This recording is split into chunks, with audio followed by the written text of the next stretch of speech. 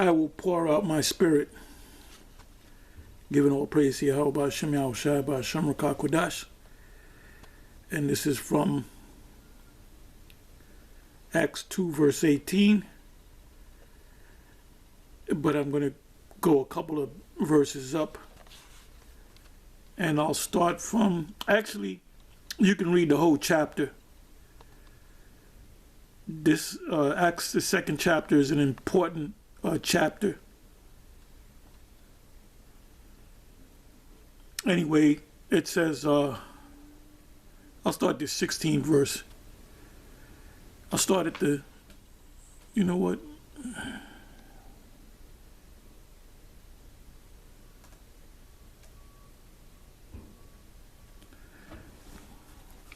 Like I said, you got to read the whole chapter. Anyway, it says, Acts 2 verse 14. But Peter, which is the head disciple, standing up with the 11, lifted up his voice and said unto them, Ye men of Judea, or Yahawadiah, and all ye that dwell at Jerusalem, be this known unto you, and hearken to my words. This is after the 12 apostles received the Holy Spirit, and the first act of power was to speak in other tongues. Now you have Christians, they'll use this and say, well, see, these are other nations.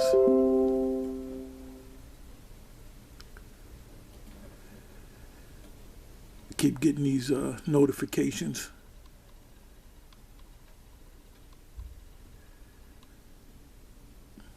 Yeah, you got to read the whole chapter if you haven't read it.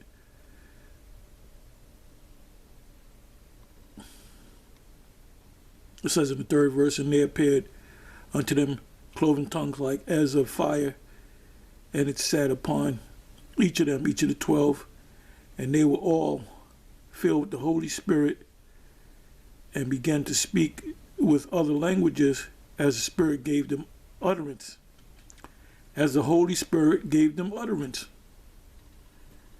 Because they didn't know these other languages, the Spirit just jumped on them to speak these other languages. It says, and they were dwelling at Jerusalem, Yahawadiah,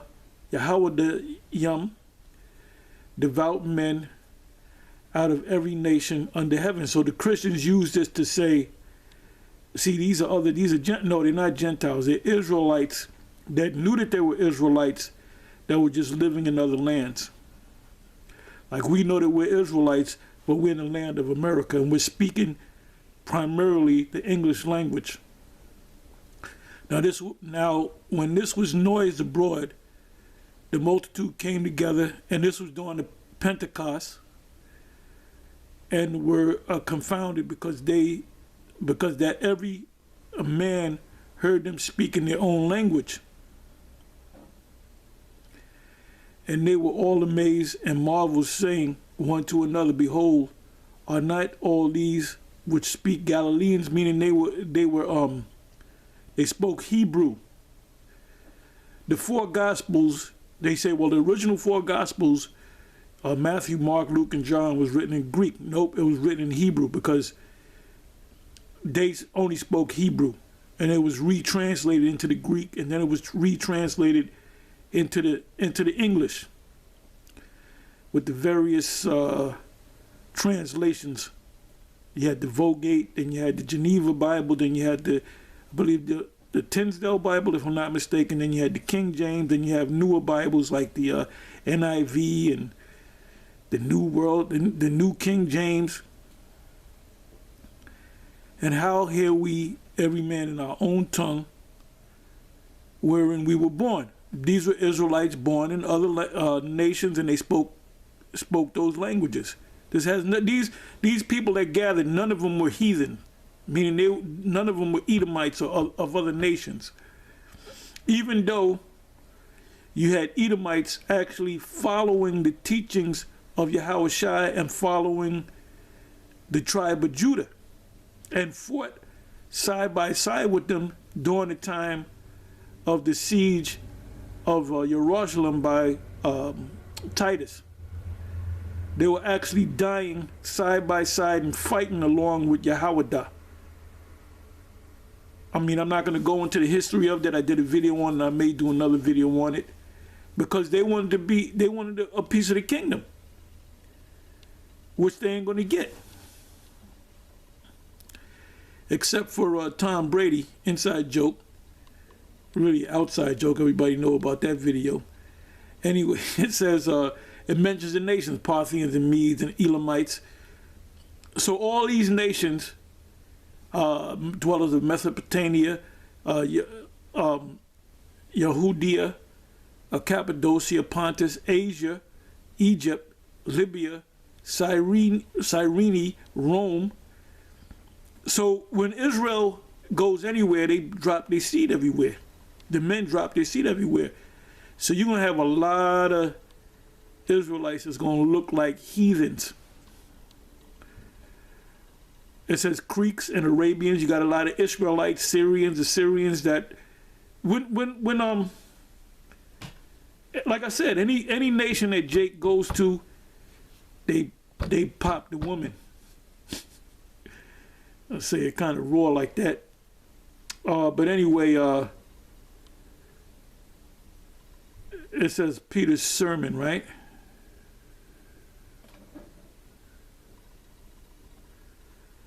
Peter's sermon. Then it goes into what he was saying about. Let me jump down. I'm sorry. Let me jump down to the.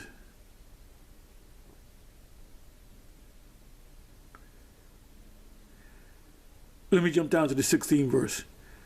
But this is that which was spoken by the prophet I think that's Yahweh Allah. Yahweh Allah. They say Joel here. It says, and it shall come to pass. So all the Apostle Peter was doing was quoting what the prophet Yahweh Allah or Joel stated. And it's happening now. It happened back then, and it's happening now. It says, I will pour out of my spirit upon all flesh, and your sons and your daughters shall prophesy, and your young men shall see visions, and your old men shall dream dreams. And this is the point that I wanted. 18th verse. And on my servants and on my handmaids I will pour out. Now, what's a handmaid? What is a handmaid?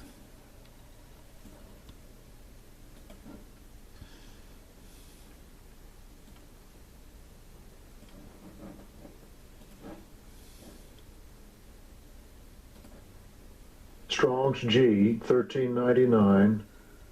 Dule. Thayer's lexicon. Doulos.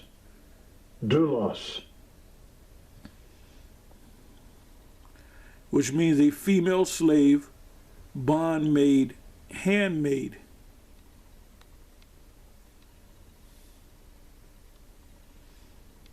Basically a woman.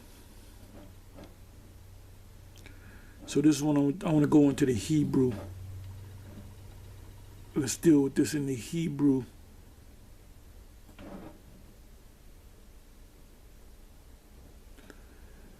Bear with me for a minute.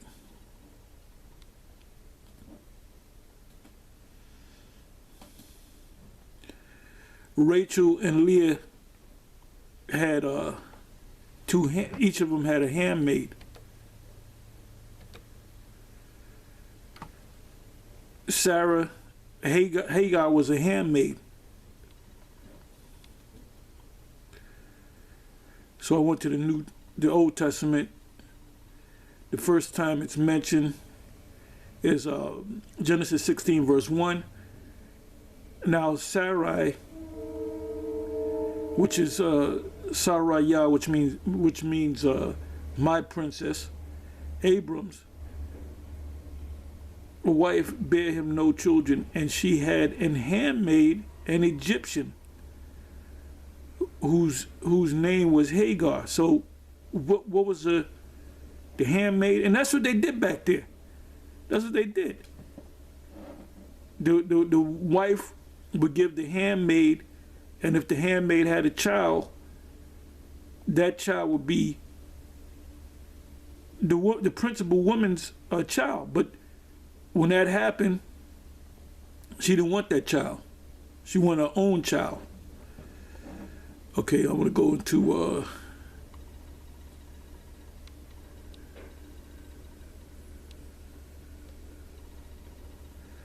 where the hell is it?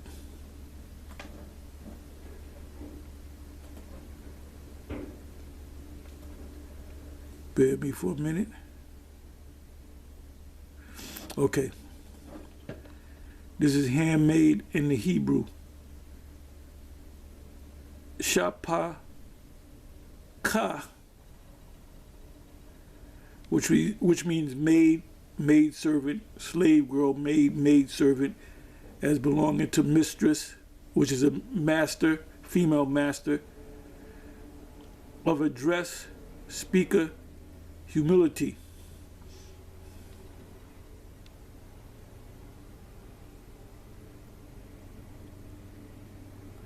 And it also means, in general, it means, female.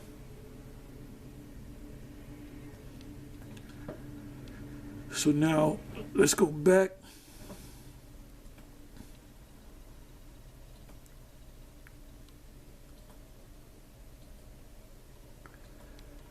I mean, this is all basic information.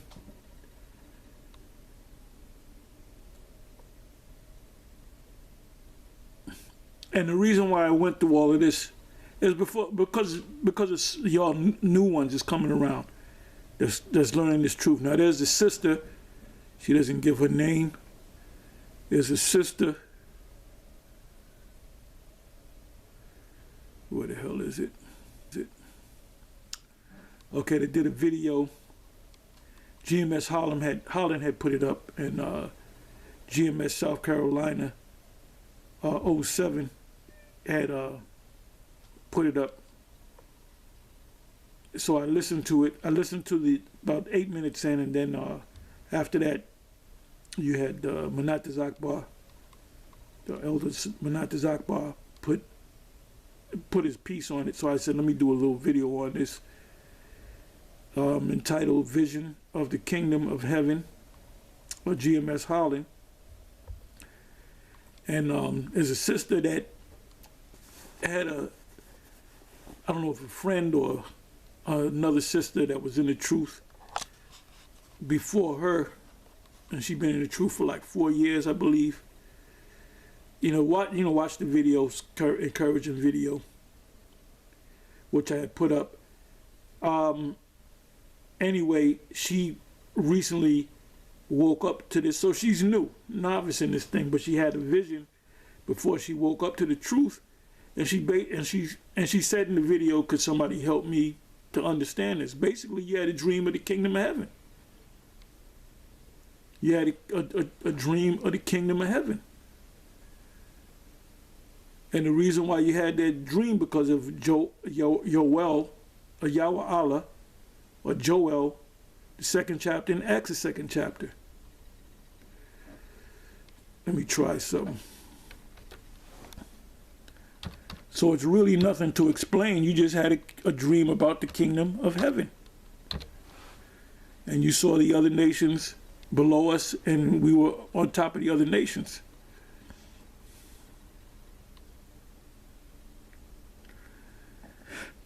Bear with me for a minute.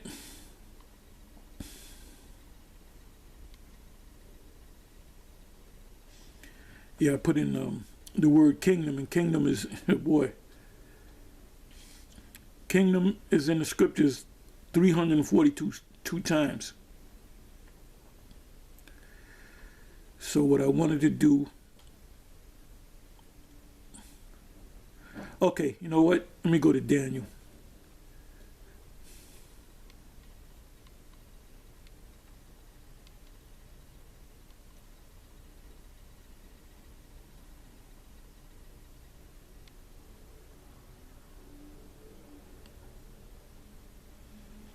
And all these nations that came into power, they all had kingdoms.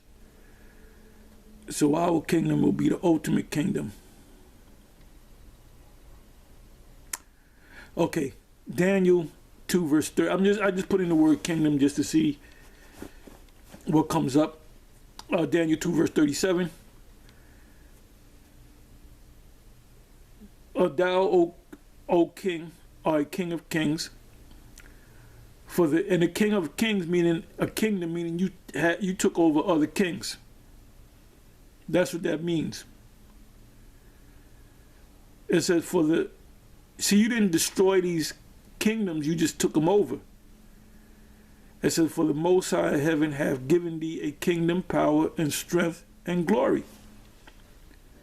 Let me read into this.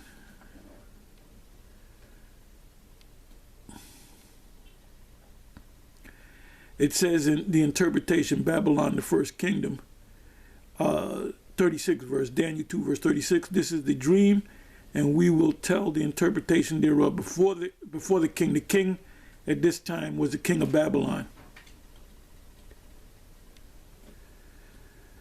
Now, see what's cool about the blue letter? They had changed it up. They had updated it. So now you have these headlines. So it says above Daniel 2 verse 36, it says the interpretation, Babylon, the first kingdom. And that's in secular history. I keep saying that. Then it says above the 39th verse, Daniel 2, Medio, Persian, and Greece. Which Esau knows. I show you that Esau knows the scriptures. And then Rome, it says above Daniel 2 verse 40, it says Rome.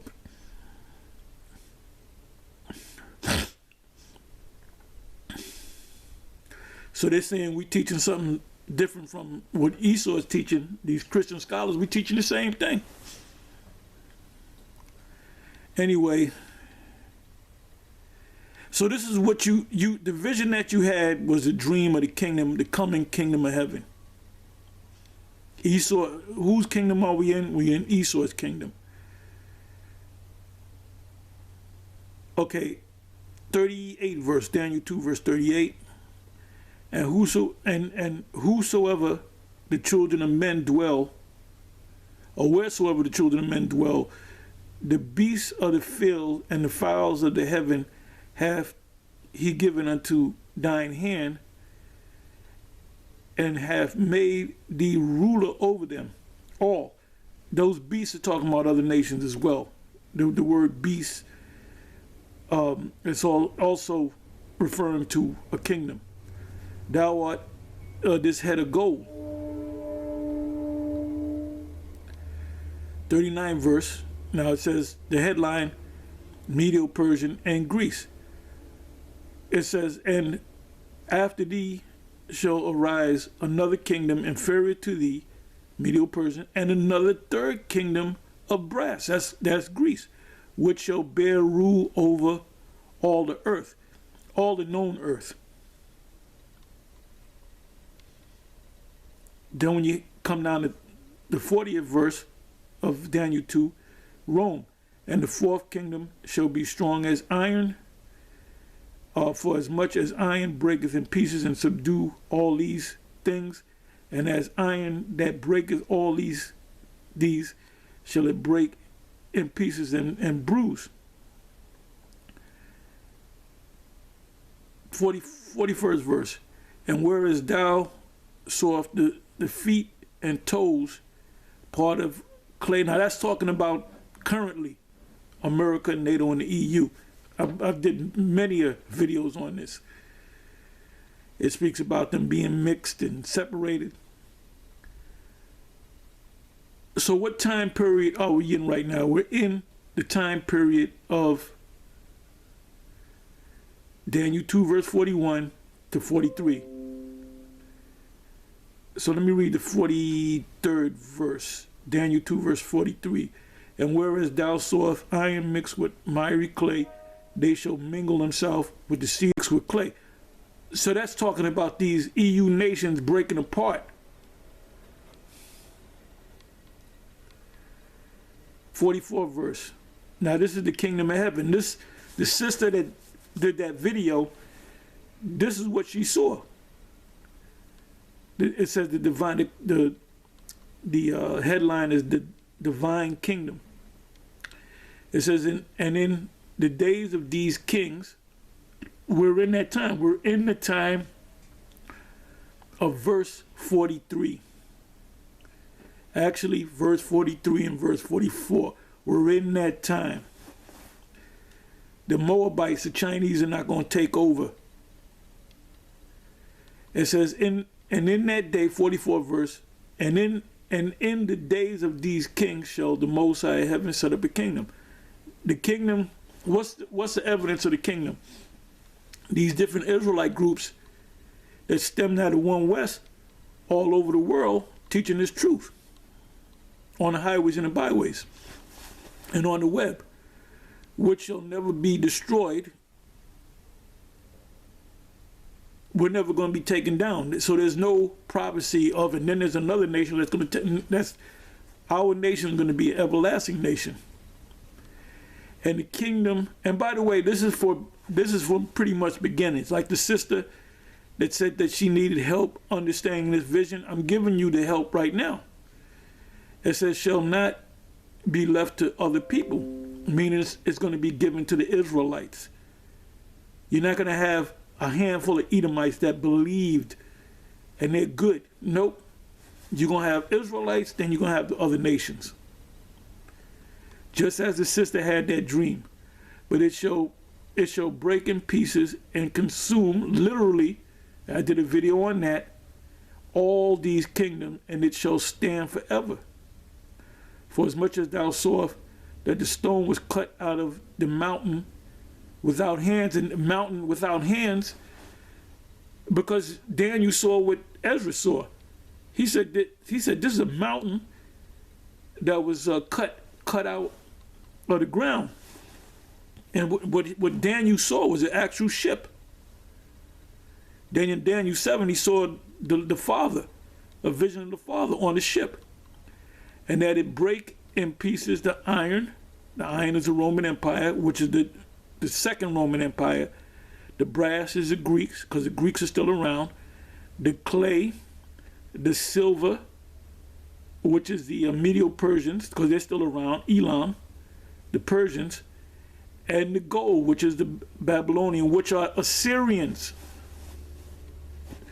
High Priest Ariel said they were Cushites. No, they wasn't Cushite. The first rulership of Nimrod was a Cushite, but the Babylonian kingdom, the head of gold, they were Assyrians. The great power have made known to the king what shall come to pass herewith, and the dream is certain, and the interpretation is sure. So what did the Most High give to the king of Babylon? He gave him a vision of his time period and even unto the kingdom. So he saw the kingdom too, which proves that other nations receive visions from the Most High. Anyway, I hope that helped this sister, and I'm pretty sure other brothers out there will do videos on this particular subject. And this is the second video that I put up.